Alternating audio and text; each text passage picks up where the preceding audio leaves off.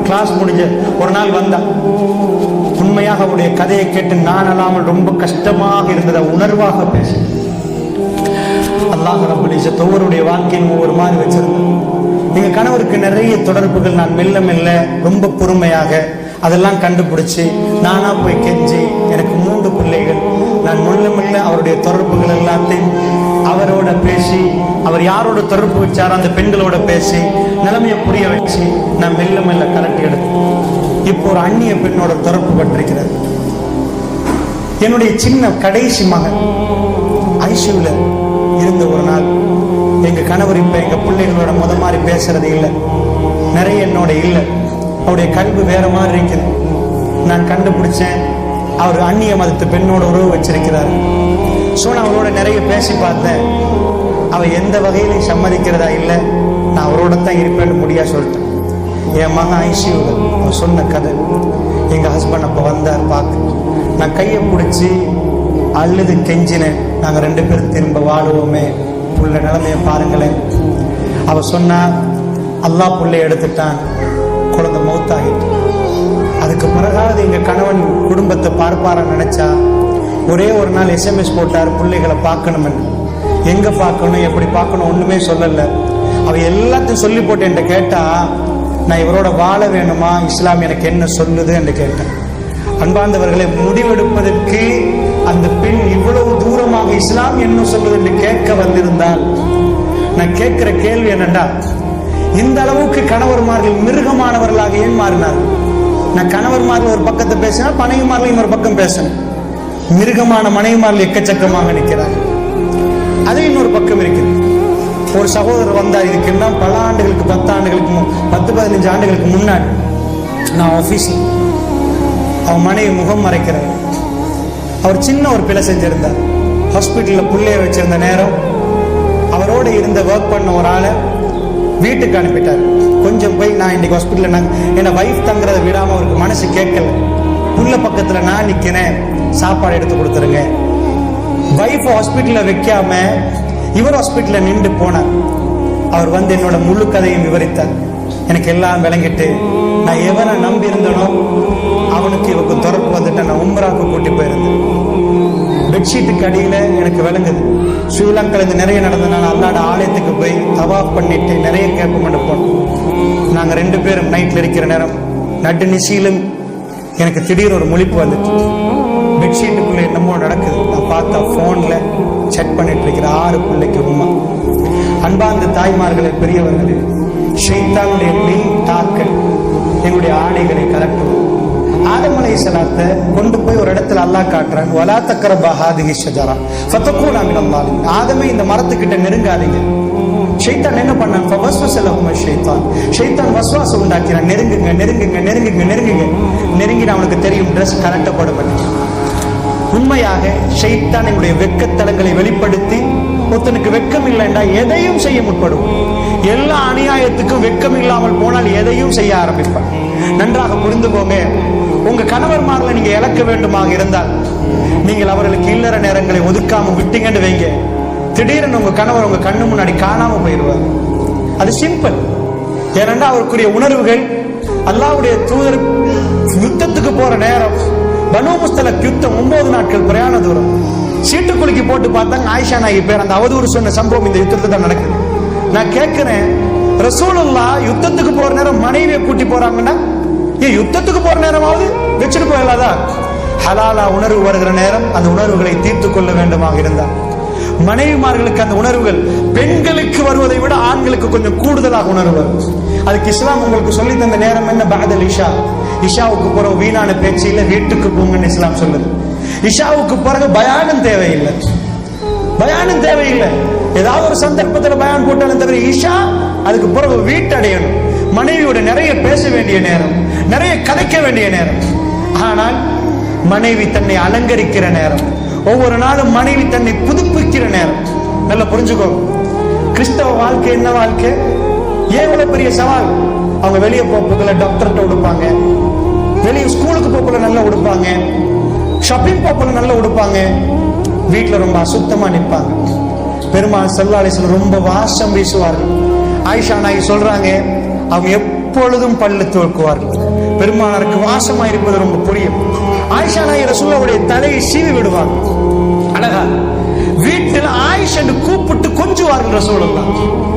ஒரு நாள் ஆயிஷா நாயகி ரசூலுல்லாஹ்வுடைய வஃபாத்துக்கு போற ஒரு பாடம் நடத்துறாங்க உள்ளவங்களுக்கு. திரைக்கு பின்னாடி என்ன சொன்னாங்கன்னா, ரசூலுல்லாஹ் தன்னுடைய மனைவிமார்கள் சிலர்களை முத்தமிட்டதுக்கு பிறகு தொலை செல்லுவார்கள்.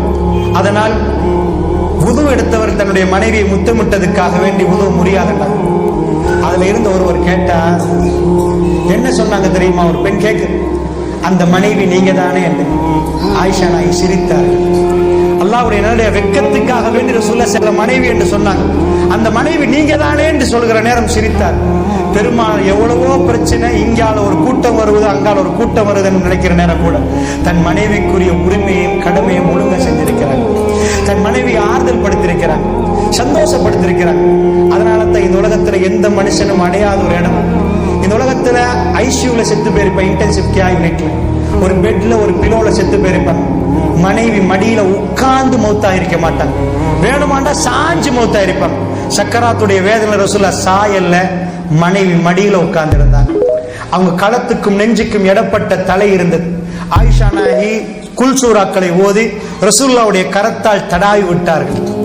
இப்படி ரசூலுல்லாஹ் பக்கத்துள்ள பாத்திரத்தில் முகத்தை துடைத்தால் உட்கார்ந்து கொண்டு. நான் கேட்கிற, எந்த ஒரு மனிதனுக்கு உணர்வு இருந்தா அது வாழுகிற நேரம், சோமில்லாத நேரம் உணர்வு வராது. தன் மனைவியோட கடமைகளை நிறைவேற்றணும் என்று வராது. அது சுகமாக இருக்கிற நேரம் ஆணுக்கும் பெண்ணுக்கும் உள்ள இயற்கை தேவைகள் நிறைவேற்றவர். சக்கராத்துல வருமா, காய்ச்சலா இருக்கிற நேரம் யாருக்கா உணர்வு வருமா? ரசூலுல்லாஹ் உணர்வு அல்ல, தன் மனைவி விட்டு பிரிகிற நாள் மறக்க முடியாத ஒரு ஞாபகம், ஸ்வீட் மெமரியை கொடுத்து விட்டு போகணும். வெறும் 18 வயது. இதுக்கு பிறகு யாரையும் அவங்களுக்கு திருமணம் முடிக்க இயலாது. இன்றைக்கு நான் மடியில உட்கார்ந்தால் ஆயிஷா ரலியல்லாஹு மடியில் எப்பொழுதும் உட்கார்ந்த மாதிரி அந்த ஃபீலிங், ஃபைனல் மூமெண்டை ரசூலுல்லாஹ் தனக்கு அவ்வளவு வருத்தம் இருந்தது.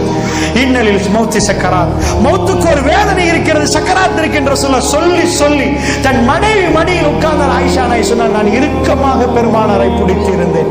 என் கணவர் என்னுடைய கையை பிடித்து நான் தடாவி கொண்டிருந்தேன். அவருடைய கரத்தால் குல்சூராவை ஓதி என் கரத்தை பிடித்தார். வேண்டாம் என்று சொன்னது போன்றிருந்தது, நான் நிறுத்தி விட்டேன். அல்லாஹ்வுடைய தூதருடைய கடைசி நேரம் அப்பொழுதுதான் சம்பவித்தது என்றார்கள் ஆயிஷா நாயகி. நான் ஓதிக்கொண்டிருப்பதை ரசூலுல்லாஹ் நிப்பாட்டினார்கள். என் கரத்தால் பிடித்து போதும் என்று சொன்ன மாதிரி இருந்தது.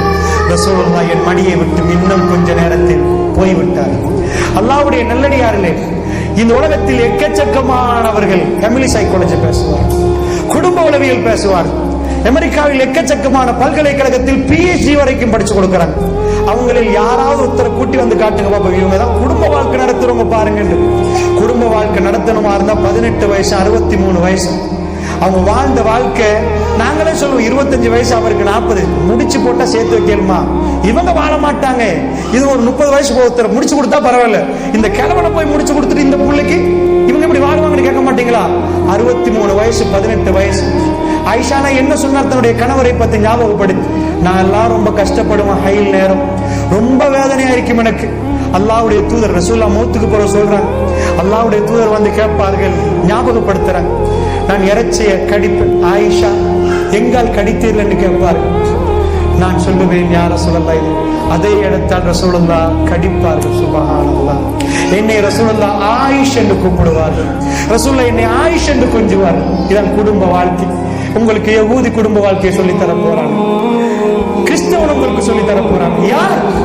யார் உங்களுக்கு குடும்ப வாழ்க்கையை சொல்லி தருது? நான் ஹைலே ரொம்ப வருத்தப்படுவேன். ரசூலுல்லாஹ் வளமைக்கு மாற்றமா என் மடியிலே சாய்ந்து கொள்வார். ரசூலுல்லாஹ்வுடைய மரணத்துக்கு பிறகு தன் மனைவி சொல்லக்கூடிய வாசகம், என் மடியிலே சாய்ந்து கொள்வார், சாய்ந்து குர்ஆனை ஓதுவார், நான் கேட்டுக்கொண்டிருப்பேன் என்றார் ஆயிஷா நாயகி. சுப்ஹானல்லாஹ். மற்ற நேரத்தில் ரசூலுல்லாஹ் வேற மாதிரி அவர்கள் ஓதிக்கொண்டிருப்பார். இந்த நேரம் நான் ஹைலில் வேதனைப்படுகிற நேரம் என் மடியிலே சாய்ந்து கொண்டு என் பக்கத்திலே இருந்து கொண்டு ரசூலுல்லாஹ் குர்ஆனை ஓதுவார். 18 வயதுக்கும் 63 வயதுக்கும் வேற என்ன உறவை நீங்க காட்ட முடியும்? வேற எந்த மாதிரி காட்ட முடியும்? உங்க பிள்ளைகளுக்கு எல்லாம் திருமணம் முடிச்சு கொடுக்கிற நேரம் என்ன சொல்லி கொடுத்தீங்க? எப்படி வாழ்றாங்க? இதுதான். பெரியவங்கள்ட்ட போய் கேட்டா, முதிய வயசுல உள்ளவங்கள்ட்ட போய் கேட்டா, குடும்ப கதை தானே தம்பி, இதையும் பார்க்காட்டி எங்க நிம்மதி என்று கேட்கறாங்க. நாளைக்கு மௌத்தாகிற வயசுல நிக்கிறவங்க. அவங்களுக்கு விபச்சாரம் புரியுது இல்லை. ஒரு ஆம்பளை இன்னொரு பொம்பளையும் இந்த குயன்வத்தில் அந்த வீட்டுல ஒரு ஆம்பளை, இந்த வீட்டுல ஒரு பொம்பளை என்றா இவங்க ரெண்டு பேரும் கைப்பிடிச்சாலும் விபச்சாரம், அதை பார்க்கறது விபச்சாரம் இல்லை. அல்லாஹ் என்னை உங்களை பாதுகாக்க. முஸ்லிம்கள் தைரியமாக அதையெல்லாம் பார்க்கிறார்கள் என்றால் மலக்குமார்கள் வீட்டுக்கு வருவார்களா? மலக்குமார்கள் வீட்டுக்கு வருவார்களா? அந்த பரக்கத்து பொருந்திய வீடாக எங்க வீடுகள் இருக்குமா? எந்த சவாலை எங்கிருந்து முறியடிப்பது தாய்மார்களே? ஈமானை பறிகொடுத்து இஸ்லாத்தை தூக்கி ஒரு இடத்தில் வைத்துவிட்டு நானும் நீங்களும் முக்காடுகளை போட்டு முஸ்லிம்கள் என்று உலா வருகிறோம் என்று பேசிக் கொண்டதுக்கு மாத்திரம் நீங்கள் முஸ்லிமாக மாட்டோம் தாய்மார்கள். இஸ்லாமிய அடிப்படை சிந்தனையுடைய கல்வியிலிருந்து எடுபட்டு எங்களுடைய உயிர் நாடி அல்லாஹ்வுடைய கலாம். இந்த பேச்சு அல்லாஹ் பேசுகிற நேரம் நாங்கள் பேசக்கூடாது. அல்லாஹ்வுடைய நல்லடியார்கள், அல்லாஹ் பேசுகிற நேரம் நாங்கள் அமைதியாக நிற்க வேண்டும். அல்லாஹ்வுடைய கலாம் ரேடியோவில் போகிறது சில நேரம், அதை மீறி நாங்கள் பேசுகிற அளவுக்கு தைரியசாலிகளாக மாறிவிட்டோம். சில பள்ளிவாசல் அல்லாஹ்வுடைய கலாமை எடுத்துக்கொண்டால், கிதாபை எடுத்துக்கொண்டால் தூசி தட்ட வேண்டிய நிலைமை. ஒரு முஸ்லிம் எங்க போனாலும் வேதத்தோடே போய் வேதத்தோடே ஓதி வேதத்தை படிக்கக்கூடியவனாக இந்த உலகத்தில் எனக்கும் உங்களுக்கும் ஆறுதலாக அல்லாஹ் தந்தது இதுதான். அல்லாஹ்வுடைய நல்லடியார்களே, லா துல்ஹிக்கும் அம்வாலுக்கும் வலா அவுலாதுக்கும் அன் ஸிக்ரில்லாஹ், லா துல்ஹிக்கும் அம்வாலுக்கும் வலா அவுலாதுக்கும் அன் ஸிக்ரில்லாஹ். உங்களுடைய சொத்து செல்வங்களும் உங்களுடைய பிள்ளைகளும் அல்லாஹ்வுடைய சிந்தனை விட்டு உங்களை பராமுகமாக்க வேண்டாம். இதுதான் எங்களுடைய உயிர் நாடி, என்னுடைய உயிர் நாடி. அல்லாஹ்வுடைய நல்லடியார்கள் எத்தனை வாரமாச்சு இதுல ஒரு ஆயத்தை படிச்சு உங்க கணவரோட பேசி எத்தனை நாளாச்சு?